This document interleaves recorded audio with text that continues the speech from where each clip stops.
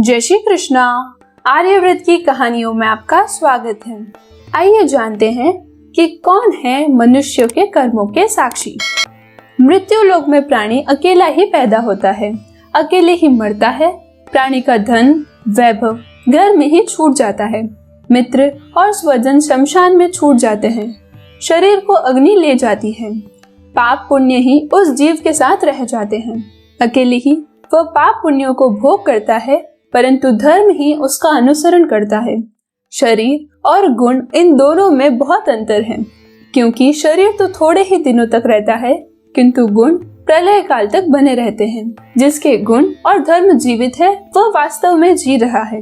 वेदों में जिन कर्मों का विधान है वे धर्म है और उनके विपरीत कर्म अधर्म कहलाते हैं। मनुष्य एक दिन या एक क्षण में ऐसे पुण्य या पाप कर जाता है कि उसका भोग सहस्त्र वर्षों में भी पूर्ण न हो। सूर्य, अग्नि, आकाश, वायु, इंद्रिया, चंद्रमा, संध्या, रात, दिन, दिशाएं, जल, पृथ्वी, काल और धर्म ये सब मनुष्य के कर्मों के साक्षी हैं। सूर्य रात्रि में नहीं रहता और चंद्रमा दिन में नहीं रहता। जलती हुई अग्नि भी हर समय नहीं रहती, किंतु रात, दिन और संध्या में से कोई एक तो हर समय रहता है। दिशाएं, आकाश, वायु, पृथ्वी, जल सदैव रहते हैं। मनुष्य इन्हें छोड़कर कहीं भाग नहीं सकता, इनसे छुप नहीं सकता। मनुष्य के इंद्रिया, काल और धर्म में सदैव उसके साथ रहते हैं। कोई भी धर्म किसी न किसी इंद्रिय द्वारा किसी न किसी समय होगा ही। उस कर्म का प्रभाव मनुष्य के ग्रह, नक्षत्रों व पंच महाभूतों पर पड़ता है। जब मनुष्य कोई गलत कार्य करता है तो धर्मदेव उस गलत कर्म की सूचना देते हैं और उसका दंड मनुष्य को अवश्य मिलता है। पृथ्वी पर जो मनुष्य देह है उसमें एक सीमा तक ही सुख या दुख भोगने की क्षमता है। जो पुण्य या पाप पृथ्वी पर मनुष्य के देह के द्वारा भोगने संभव नहीं, उनका फल जीव स्वर्ग या नरक में भोगता है। पाप या पुण्य जब इतने रह जाते हैं कि उनका भोग पृथ्वी पर संभव हो, तब वह जीव पृथ्वी पर किसी देह में जन्म लेता है। कर्मों के अवशेष भाग को भोगने के लिए मनुष्य मृत्यु लोक में स्थावर जंगम अर्थात वृक्ष, गुल्म, लता, बेल, पर्वत और तृण आदि योनि प्राप्त करता है। ये सब दुखों को भोग की योनियां हैं। वृक्ष योनि में दीर्घ काल तक सर्दी गर्मी सहना, काटे जाने व अग्नि में जलाए जाने संबंधी दुख भोगना पड़ता है। यदि जीव कीट योनि प्राप्त करता है तो अपने से बलवान प्राणियों द्वारा दी गई पीड़ा सहता है। शीत वायु और भूख के क्लेश सहते हुए मलमूत्र में विचरण करना आदि दारुण दुख उठाता है। इसी तरह से पशु योनि में आने पर अपने से बलवान पशु द्वारा दी गई पीड़ा का कष्ट पाता रहता है। पक्षी की योनि में आने पर कभी वायु पीकर रहना तो कभी अपवित्र वस्तुओं को खाने का कष्ट उठाना पड़ता है। यदि भार ढोने वाला पशु की योनि में जीव लाता है तो रस्से से बांधे जाने, डंडों से पीटे जाने व हल जोतने का दारुण दुख जीव को सहना पड़ता है। इस संसार चक्र में मनुष्य घड़ी के पेंडुलम की भांति विभिन्न पाप योनियों से जन्म लेता है और मरता है। माता पिता को कष्ट पहुंचाने वाले को कछुए की योनि जाना पड़ता है। मित्र का अपमान करने वाला गधे की योनि में जन्म लेता है। छल कपट कर जीवन यापन करने वाला बंदर की योनि में जाता है। अपने पास रखी किसी की धरोहर को हड़पने वाला मनुष्य कीड़े की योनि में जन्म लेता है। विश्वासघात करने से मनुष्य को मछली की योनि मिलती है।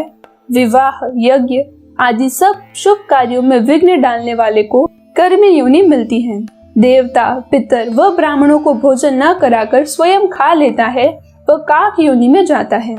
इस प्रकार बहुत सी योनियों में भ्रमण करके जीव किसी महान पुण्य के कारण मनुष्य योनि प्राप्त होती है।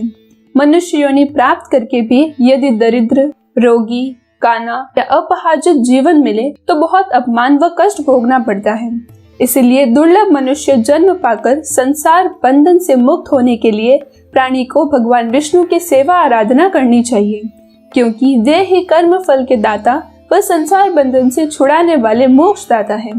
भगवान विष्णु के जो जो स्वरूप है उनकी भांति करने से मनुष्य संसार सागर आसानी से पार कर परम धाम को प्राप्त करता है। भगवान विष्णु ने संसार सागर से पार होने का उपाय भगवान रुद्र को बताते हुए कहा कि विष्णु सहस्त्र नाम स्रोत से मेरी नित्य स्तुति करने से मनुष्य भव सागर को सहज ही पार कर लेता है। जिनका मन भगवान विष्णु की भक्ति में अनुरक्त है उनको अहोभाग्य है, अहोभाग्य है, क्योंकि योगियों के लिए भी दुर्लभ मुक्ति उन भक्तों के हाथ में ही रहती है। भक्त अपने आराध्य के लोक में जाते हैं। भगवान के लोक में कुछ भी बनकर रहना सालोक्य मुक्ति है। भगवान के समान ऐश्वर्य प्राप्त करना सृष्टि मुक्ति है। भगवान के समान रूप पाकर वहां रहना सारूप्य मुक्ति है। भगवान के आभूषण आदि बनकर रहना समीप्य मुक्ति कहलाती है। भगवान के श्री विग्रह में मिल जाना सायुज्य मुक्ति है। जिस जीव को भगवान का धाम प्राप्त हो जाता है वह भगवान की इच्छा से उनके साथ या अलग से संसार में दिव्य जन्म ले सकता है। वह कर्म बंधन में नहीं बंधा होता है। संसार में भगवत कार्य समाप्त करके वह पुनः भगवत धाम चला जाता है। मनुष्य बिना कर्म किए रह नहीं सकता। कर्म करेगा तो पाप पुण्य दोनों होंगे। लेकिन जो मनुष्य सब में भगवत दृष्टि रहकर भगवान की सेवा के लिए, उनकी आज्ञा का पालन करने के लिए और भगवान की प्रसन्नता के लिए कर्म करता है तो उसके कर्म भी अकर्म बन जाते हैं और कर्म बंधन में नहीं बांधते हैं। वह संसार में रहते हुए भी नित्य मुक्त हैं। तत्व ज्ञानी पुरुष संसार के आवागमन से मुक्त हो जाते हैं। उनके ज्ञान निकलकर कहीं जाते नहीं बल्कि परमात्मा में लीन हो जाते हैं। सती स्त्रियां, युद्ध में मारे गए वीर और उत्तरायण के शुक्ल मार्ग से जाने वाले योगी मुक्त हो जाते हैं। गीता में शुक्ल तथा कृष्ण मार्ग कहकर दो गतियों का वर्णन है जिनमें वासना श्रेष्ठ है। वे धुएं, रात्रि, कृष्ण पक्ष, दक्षिणायन के देवताओं द्वारा ले जाए जाते हैं। उद्धर्व लोक में अपने पुण्य भोग कर वे फिर पृथ्वी पर जन्म लेते हैं। जिनमें कोई वासना शेष नहीं है वे अग्नि, दिन, शुक्ल पक्ष, उत्तरायण के देवता के द्वारा ले जाए जाते हैं। वे फिर पृथ्वी पर जन्म लेकर नहीं लौटते हैं। यह एक प्रकार का प्रतीक्षा लोक है। एक जीव को पृथ्वी पर जिस माता पिता से जन्म लेना है, जिस भाई बहन व पत्नी को पाना है, जिन लोगों के द्वारा उसे सुख दुख मिलना है, वे सब लोग अलग अलग कर्म करके स्वर्ग या नरक में हैं। जब तक वे सब भी इस जीव के अनुकूल योनि में जन्म लेने की स्थिति में न आ जाए, इस जीव को प्रतीक्षा करनी पड़ती है। पितृलोक इसीलिए एक प्रकार का प्रतीक्षा लोक है। ये नियम है कि मनुष्य की अंतिम इच्छा या भावना के अनुसार ही उसे गति प्राप्त होती है। जब मनुष्य किसी प्रबल राग, द्वेष, लोभ या मोह के आकर्षण में फंसकर देह त्यागता है तो वह उस राग द्वेष के बंधन में बंधा आसपास ही भटकता रहता है। वह मृत पुरुष वायवीय देह पाकर अपनी बड़ी यातना भरी योनि प्राप्त करता है। इसलिए कहा जाता है अंतमति सो गति।